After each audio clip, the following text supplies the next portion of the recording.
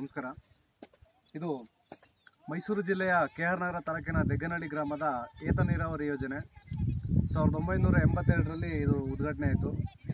ಗಂಧನಹಳ್ಳಿ ಬಸವರಾಜ್ ಅಂತ ರಾಜ್ಯಸಭಾ ಸದಸ್ಯರು ಈ ಯೋಜನೆಗೆ ಮೊದಲು ಶಂಕುಸ್ಥಾಪನೆಯನ್ನು ಮಾಡಿದ್ರು. ಆವಾಗ ನಮ್ಮ ಪಕ್ಕದ ಗ್ರಾಮದವರಾದ ಅಡಗೂರು ವಿಶ್ವನಾಥ್ ಅವರು ವಿಧಾನಸಭಾ ಸದಸ್ಯರಾಗಿದ್ದರು. ಚುಮ್ಮನಕಟ್ಟಿಯವರು ಭಾರಿ ನೀರಾವರಿ ಸಚಿವರಾಗಿದ್ದರು. ಅವರು ಉದ್ಘಾಟನೆ ಮಾಡಿರುವಂಥದ್ದು. ಸುಮಾರು 301 ಎಕರೆ ಅಚ್ಚುಕಟ್ಟು ಪ್ರದೇಶಕ್ಕೆ ನೀರನ್ನು ಒದಗಿಸುತ್ತದೆ.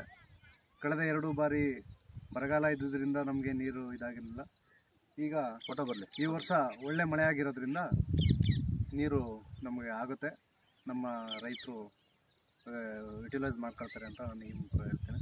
ನಮಸ್ಕಾರ. ಏತ ನೀರಾವರಿ ಮುಖಾಂತರ ಎಲ್ಲ ಹೊಲ ಗದ್ದೆಗಳು ನೀರು ಕೊಡಬೇಕು ಸರ್ಕಾರದವರು.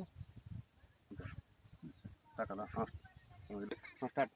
ಮೈಸೂರು ಜಿಲ್ಲೆ KR ನಗರ ತಾಲೂಕು ದೆಗ್ಗನಹಳ್ಳಿ ಗ್ರಾಮ ಏತ ನೀರಾವರಿ ಯೋಜನೆ 1982 ಇಸ್ವಿಯಲ್ಲಿ ಶಂಕುಸ್ಥಾಪನೆಯಾಗಿದೆ. ಇದು ಸ್ಟಾರ್ಟ್ ಆಯ್ತಾ? ಕೃಷ್ಣರಾಜ ನಗರ ತಾಲೂಕು ದೆಗ್ಗನಹಳ್ಳಿ ಏತ ನೀರಾವರಿ ಯೋಜನೆ ಪ್ರಾರಂಭೋತ್ಸವ ದಿನಾಂಕ 1982 ಇಸ್ವಿ. MM ಸರೋಜೋತ್ಸವ.